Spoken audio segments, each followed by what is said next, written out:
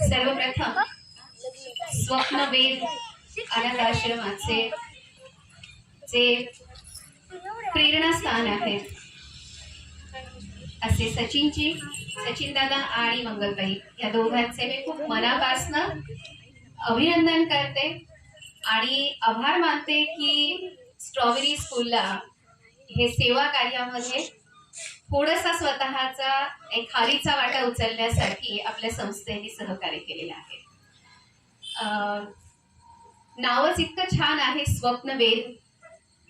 प्रत्येकाचे स्वप्न काही ना काही वेगळं असतं, काही ना काही मोठं असतं. कुणाला गाडी, बंगला, पैसा, प्रसिद्धी, प्रतिष्ठा ह्या सगळ्या गोष्टी हव्या असतात.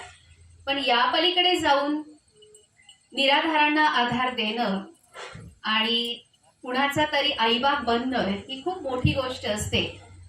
कारण माझं कोणीतरी आहे ही भावनाच खूप काही सांगून जात असते.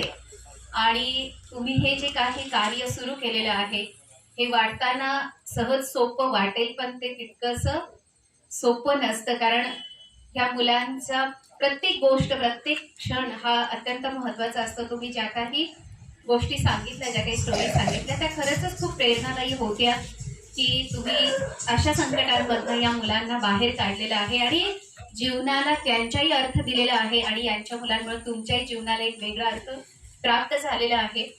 आपल्याला असं वाटेल की सचिन दादा आणि मंगलताई यांनी हे सुरू केलेलं आहे, पण मी सांगते की हे त्यांचं जीवन कार्य घेऊनच ती दोघं जन्माला आलेली होती.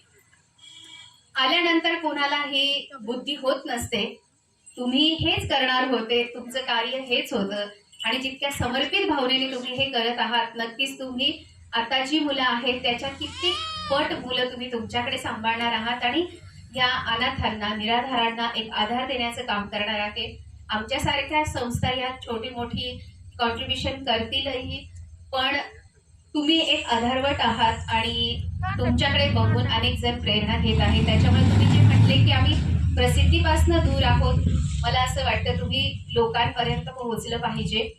आणि अनेक लोक आहेत की ज्यांना मदत करायची आहे, कुठे करावी, योग्य संस्था समजत नाही आहे आणि मग चुकीच्या ठिकाणी काही गोष्टी ह्या दिल्या जातात आणि त्याचा बाजार जो भरलेला आहे की जे इतर लोक त्याला नावं ठेवतात आणि तुमच्यासारख्या खरोखर मनापासून काम करणाऱ्या संस्था मात्र या प्रवाहाच्या दूर राहत आहेत. गोष्ट किती जणांना आवडते? आवडते? तुला नाही आवडत गोष्ट? आवडते. गोष्ट सगळ्यांना आवडते, लहानांना आवडते, मोठ्यांना आवडते. असंच एक गाव असतं आणि त्या गावामध्ये एक माणूस राहत असतो, त्याचं नाव असतं संतोष. आणि त्याला मानवता खूप आवडायची, म्हणजे लोकांची सेवा करायला आवडायची, लोकांना मदत करायला आवडायची. कुणी आजारी असलं गावातलं की त्याला हॉस्पिटलला घेऊन जायला आवडायचं. असं खूप त्याला आवडत असतं आणि दिवस रात्र, सकाळी उठल्यापासून रात्री झोपेपर्यंत तो तेच काम करत राहायचा. त्या गावामध्ये एक छान मंदिर असतं कृष्णाचं. त्या मंदिरामध्ये सुद्धा अगदी सकाळपासून संध्याकाळपर्यंत जाऊन त्या कृष्णाची सेवा करणारे, त्या कृष्णावरती प्रेम करणारे, दिवस रात्र हरिपाठ वगैरे त्याच्यात भाग घेणारे पण अनेक लोक असतात. एकदा हा संतोष असाच त्याच्या ह्या मानव कार्यामध्ये व्यस्त असतो, त्याचं काम चालू असतो आणि त्याच्या दारासमोरनं एक परमेश्वराचा देवदूत चाललेला असतो. त्या देवदूताच्या हातामध्ये एक यादी असते, एक लिस्ट असते. तो त्याला विचारतो, अरे तुमच्या गावामध्ये तो रमेश कुठे राहतो रे? तुमच्या गावामध्ये ती मीरा कुठे राहते? तुमच्या गावामध्ये तो अशोक कुठे राहतो? तर तो संतोष विचारतो की हा या ठिकाणी त्यांची घरं आहेत, पण तुम्ही मला का विचारताय त्यांचा पत्ता? तर म्हटले हे तिघ जण अगदी रोज नित्य नियमाने कृष्णाच्या मंदिरात जातात आणि त्यांचं कृष्णावरती अत्यंत प्रेम आहे. त्यामुळं कृष्ण भगवानांनी त्यांच्यासाठी काही उपहार पाठवलाय, गिफ्ट पाठवलेलं आहे आणि ते देण्यासाठी मी आलेलो आहे. या यादीमध्ये त्या तिघांची नावं आहेत. ते संतोषला असं वाटतं की अरे मी जी ह्या लोकांची सेवा करतोय, ती सेवा करत असल्यामुळं मला मंदिरात जायला मिळत नाही, पण माझं पण देवावर खूप प्रेम आहे, पण ते मी व्यक्त करू शकत नाही.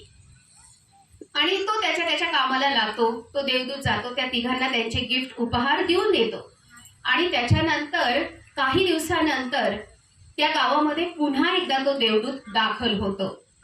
आता संतोषला मागच्या वेळेला प्रश्न पडलेला असतो की अरे माझं पण कृष्णावर खूप प्रेम आहे, पण मला ह्या कामामुळे तिथे जायला मिळत नाही.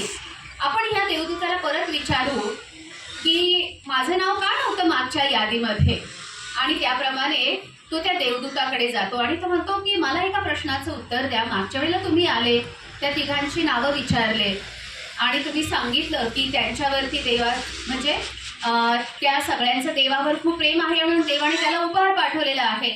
अहो पण माझं पण देवावर खूप प्रेम आहे, तर तुम्ही बघा ना तुमच्या यादीमध्ये ते नाव आहे का.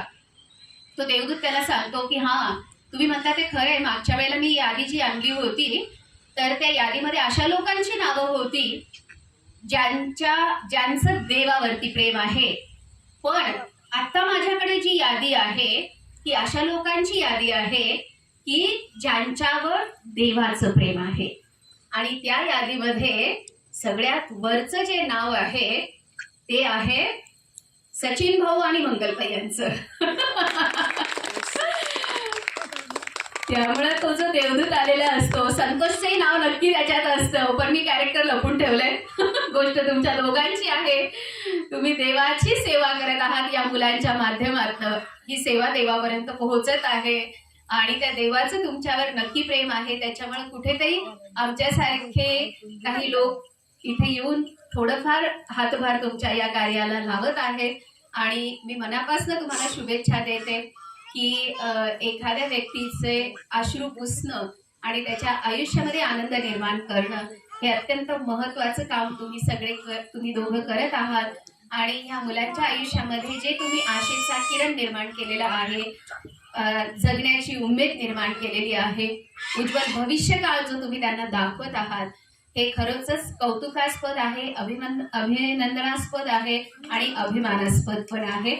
ह्या जुन्नर तालुक्यामध्ये अशी एखादी संस्था आहे आणि असं छान काम तुम्ही करत आहात, याचा मला खूप मनापासून अभिमान वाटतोय. कारण माझं माहेर इथलं आहे आणि नक्कीच आपल्या माहेरच्या गावाला काहीतरी करता यावं यासाठी मी स्वतःला भाग्यवान समजते. असंच उत्तरोत्तर तुमची प्रगती होत राहावी. आमचं कॉन्ट्रीब्युशन किंवा आमचं सहकार्य जर भविष्यात सुद्धा आम्ही तुम्हाला नक्कीच देऊ, याबद्दल मी तुम्हाला इथे खात्री देते. आणि आमच्या टीचर्सपैकी बऱ्याच जणांचे वाढदिवस आता इथून पुढे आम्ही इथे करूयात.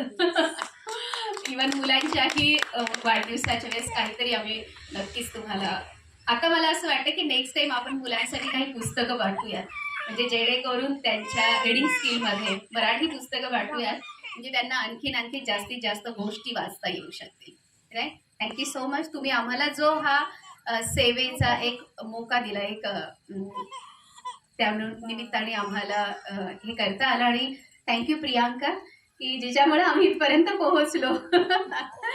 तर मी खरंच मनापासून सगळ्यांचे आभार मानते. थँक्यू माय टीचर. या सगळ्यांच्या कल्पनेतनं हा उपक्रम आलेला आहे. असरार, तुषार आणि सगळेच टीचर्स. आणि सगळ्यात महत्त्वाचं जे आजी आजोबा, आम्ही आजी आजोबा संमेलन घेतलं आणि त्यावेळेला आजी आजोबांनी काही कॉन्ट्रीब्युशन केलं होतं. काही पैसे हे त्यांनी जमा केले आणि उरलेले नंतर मग असरारनी सांगितले की आम्हाला असं असं करायचं आहे. तर म्हटलं हरकत नाही, करूयात आपण आपल्या शाळेच्या वतीने. तर तुम्ही हे जे काही आज माझ्या वाढदिवसाला एक वेगळा अर्थ प्राप्त करून दिला, एक वेगळा सन्मान त्या निमित्ताने माझा झालेला आहे. कुठेतरी आपण या समाजाच्या ह्या सेवा कार्यामध्ये आपण आपलं खारीचा वाटा उचलू शकतो, याबद्दल खूप मनापासून म्हणजे मला खूप आनंद होत आहे, छान वाटत आहे, वाव फिलिंग आहे. Thank you so much. I love you all.